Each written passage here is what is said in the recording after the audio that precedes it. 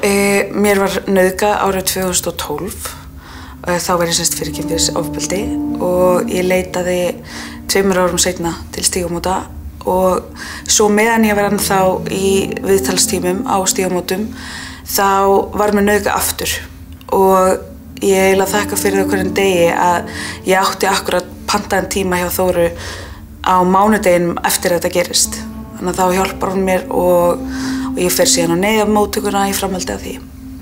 Það breytti rosalega miklu fyrir mig að koma á Stígamót. Ég lærði að þekkja sjálfa mig og lærði það að ég má taka pláss í heiminum og ég lærði það að ég einhvers virði og að ég ekki bara hérna fyrir aðra. Ég ekki bara hérna fyrir karlkynið og þeirra þarfir. Og það hjálpaði mig líka gríðarlega mikið þegar mér var nauðgað í annað skipti að finna þennan kraft innra með mér að ég gæti í alvörunni kært og ég endaði að kæra síðan seinni nauðgunina og standa upp fyrir sjálfum mér minn í fyrsta skipti á ævinni. Ég vissi bara ekki að ég væri svona sterk. Mér var nauðgað árið 2012 þegar ég var 19 ára og ég leitaði svo 2 árum seinna til Stígamóta og þess vegna tala mín 2.